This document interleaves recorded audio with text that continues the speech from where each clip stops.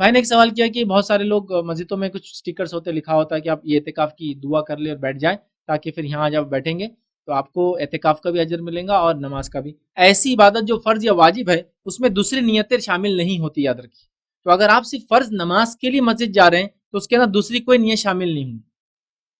سمجھ رہے آپ؟ نفل عبادتوں میں نیت کے شامل ہونے کے تعلق سے کچھ حنابلہ علماء کے فتوے موجود ہیں کہ اگر کوئی انسان مسجد جائے اور 2 رکعت نماز پڑھے اس نیت سے کہ میں تحیت المسجد پڑھتا ہوں، تحیت الوضو پڑھتا ہوں اور شکرانے کی پڑھتا ہوں، تو وہ کہتے ہیں تینوں کا انشاءاللہ اجر ملے گا۔ لیکن فرض اور واجب چیزوں میں دو نیتیں ایک ساتھ مکس نہیں ہوتی کہ اللہ کل صبح روزہ رکھوں گا، مطلب آج روزہ رکھوں گا اور یہ میرا رمضان کا روزہ ہے اور یہ میرا ایک خزا روزہ ہے اور یہ میرا ایک نفل روزہ ہے اور یہ میرا ایک سنت روزہ ہے، نہیں ہوتا۔ فرائض اور واجبات میں دو نیتیں کلب نہیں ہوں گی، ایک ہی نیت رہیں گی۔ تو لہٰذا چونکہ آپ نماز فرض کے لیے جا رہے ہیں، فرض نماز، تب دوسری نیت کلب نہیں ہوں گی اعتکاف۔ لیکن آپ مسجد میں ایک لانگ ٹرم کے لیے جا رہے ہیں، جیسا کہ میں جا رہا ہوں ظہر کے بعد اور نکلوں گا مغرب میں اور پھر نیت کر رہا ہوں اعتکاف کی اور اس کے اندر اثر آ رہی ہے، اس سے مغرب آ رہی ہے، تو یہ ہوگا کہ اعتکاف کے دوران پڑھی گئی فرض نمازیں کہلائیں گی۔ تو ایسی نیت آپ کر سکتے تھے کہ میں ظہر میں داخل، یا پھر آپ کی نیت ہے ظہر سے اثر رہنے والا ہوں